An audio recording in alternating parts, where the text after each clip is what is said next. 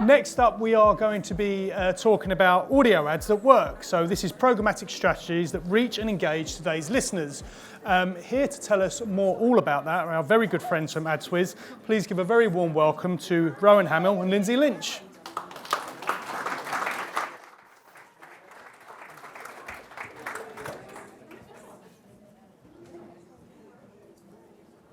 We'll let everyone sit down.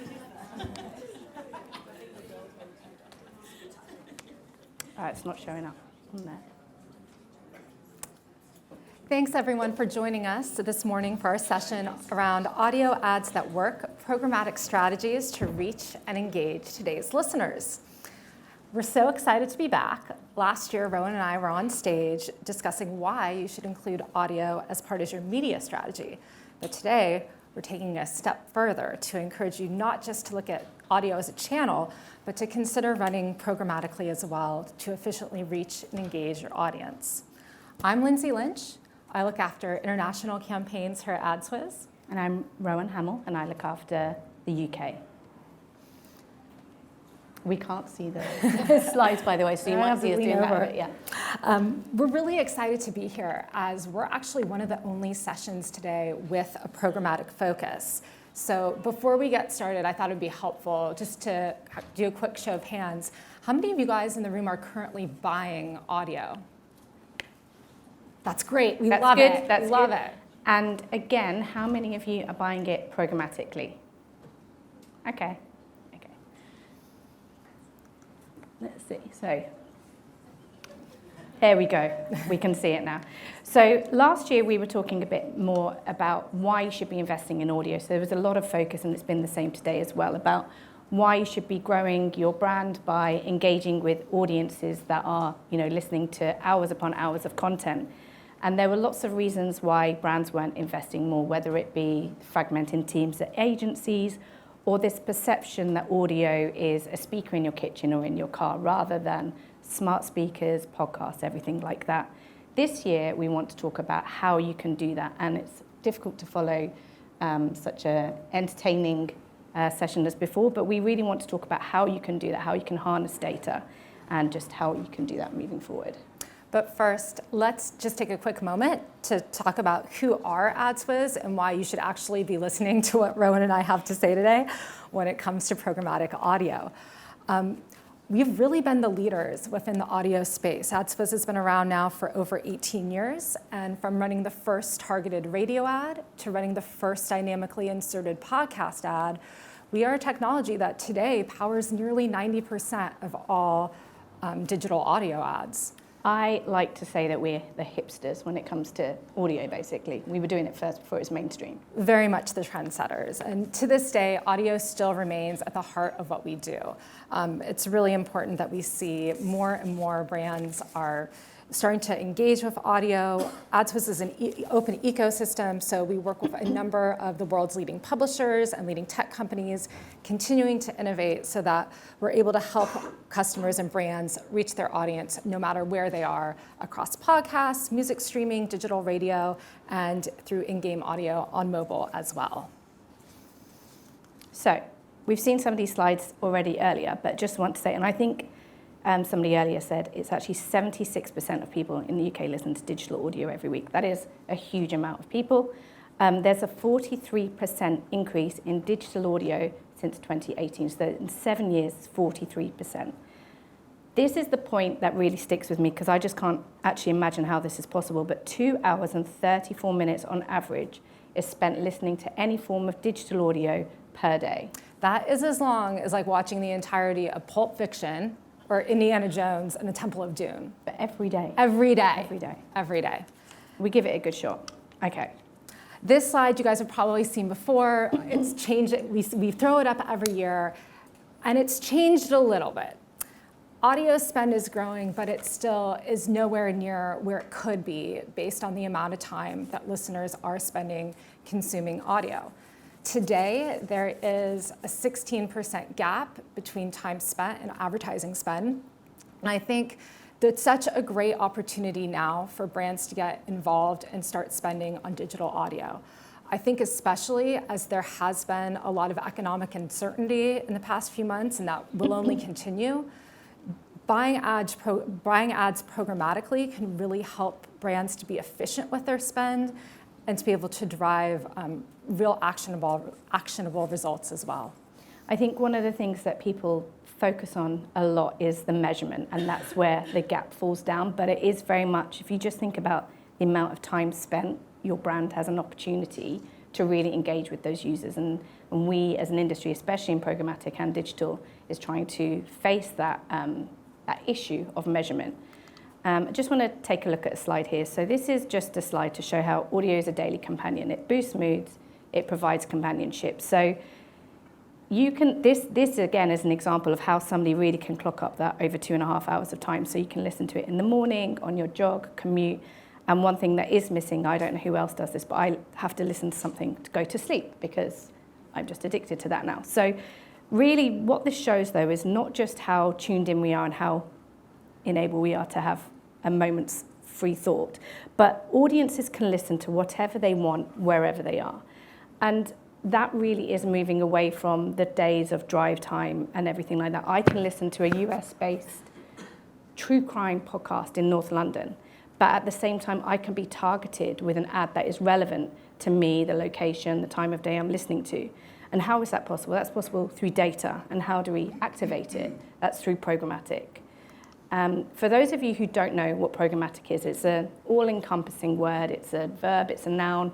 It's been what I've been working in for 10 years. But to summarize, it's a way to activate on audiences, to automate those buys, to make efficiencies when it comes to campaign management, which is essential when it comes to advertising and reporting and everything like that. So what happens if you take a mix of that engaged audience and blend it together with efficiencies of scale is you get this really engaged audience and you get them in the content that they might be listening to, in the mood that they're in. And you also, there is talk about, host reads and spot. This is about, in this deck, we're talking about spot adverts. So where can you find those audiences? And this is going to be brought to life with a case study by Lindsay, thankfully. So how do we put this in practice? Let's talk about a case study that we did in partnership with Veritonic, Entain, and one of Entain's brands, Bwin. I'm not sure how familiar you guys are with Bwin. It is a sports betting app. It's really popular within the DACH regions of Germany, Switzerland, and Austria. And they came to us last summer wanting to see how they could help increase awareness of the Bwin app during the Euro Cup, maybe get a couple people to sign up on the app, maybe place a few bets. They had never run any digital audio advertising before, and had never run any podcast ads before. And so we worked with them to kind of think of this idea about how to reach their typical audience and get them to engage. Rather than just advertising on sports podcast or football podcasts, we actually took it a step further. And using contextual targeting, we were able to put their ad around any podcast that had a mention of the Euro Cup in Germany, whether that was a news podcast, whether that was a lifestyle podcast, or whether it was a comedy podcast. It was a tentpole event in the region and something that they were able to align themselves with. And over the course of the campaign, we did a brand lift study and we found that there was a 20% increase of awareness within their target audience of men ages 20 to 40, and then also a 15% increase in awareness amongst those who like to attend live sporting events. One thing to point out was this campaign was also a master class in what makes a good audio ad. This stuff will all seem really simple, but it does make the difference. They mentioned their brand name 3 times throughout the advert. They had really energizing music. They had a bit of jock jams, Can't Touch This, to really pump up, get you thinking about sports and excitement. And their offer that they had in the audio ad actually matched what was on their app and their website. So all these things together really helped to increase awareness and increase the number of downloads that they got. The key takeaways from this are that programmatic really works. One thing I didn't mention earlier and really came to light as we were going through the talks earlier today is when you're buying something programmatically through an activation tool, you can buy a lot of the people that we've had speaking here today in one place. You don't have to go to them individually. So you can just say, right, I want to buy an audience across Audio XI and DAX. You know, you can access them that way. So programmatic works. It combines the efficiency of scale and precision of programmatic buying. There's also the ability for this very precise targeting, like I just talked about. Beyond just looking at podcast genres, you can even look at things like demographics, listening behaviors. So as an example, targeting users that we know are listening on Bluetooth because we know that they're on the go, or targeting listeners whilst they're on Wi-Fi or through smart speakers, because they're more likely to be at home and they might be thinking about what kind of repairs do they want to make to their kitchen? You know, should they be booking an eyeglasses appointment? All of these different things, as you think about your day, we can kind of tap into and reach those users through programmatic audio. And one thing that I've seen in the last 18 months that's become really popular is actually postcode targeting, which I would never think is the most innovative way of targeting, but that's been really popular with some of our key partners. So scalability and reach. So this is allowing people to access different campaigns across streaming and podcasts and digital radio, but also to use different ads to target people in different places, as you mentioned before. But if a campaign isn't delivering, or a line isn't delivering, or a strategy, you can pause that budget and easily shift it in. So it sounds very technical, but this stuff is actually what works and what brands are really interested in, especially in times when finances are tight and budgets are challenged to stretch further as well. I think another key buzzword of 2025 is going to be personalization, and that's one thing using programmatic buying can really do, is personalize that listening experience. So using real-time data, we can reach users and serve them different versions of the ad.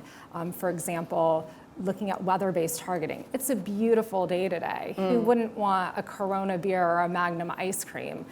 Next week, when the temperature drops 15 degrees, probably not. We can also look at things like the mood of the music as well.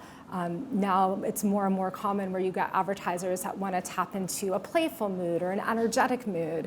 And with programmatic audio, you're able to do that. There's also an ability to track an angsty mood, which I always wonder who wants to do that, but angsty listeners. As I mentioned before, real-time optimization, this is onto the reporting bit. So can we look at how the campaign is performing? And whilst there is, significant drop-offs between measurement, that is an industry-wide problem when it comes to podcasts and everything like that, people are able to see, right, the listen-through rate was great. There's impressions, there's data, there's engagement. And when blended, as this today is about entertainment with other campaigns, you really see how audio really does contribute towards measurement and data and results. So to sum it up, don't fear programmatic buying. Use it to your advantage to efficiently reach your audience and really create a multi-channel campaign. Just try it out. And what I would say as the final marks is just, and I said it last year as well, is to the end user, they are just getting a more relevant ad. They don't know that there's all this data, there's all this targeting. They just know that they're listening to their true crime or comedy podcast and they're getting an ad that is driving them to something that is relevant to their experience and the mood or genre that they're in. Thank you.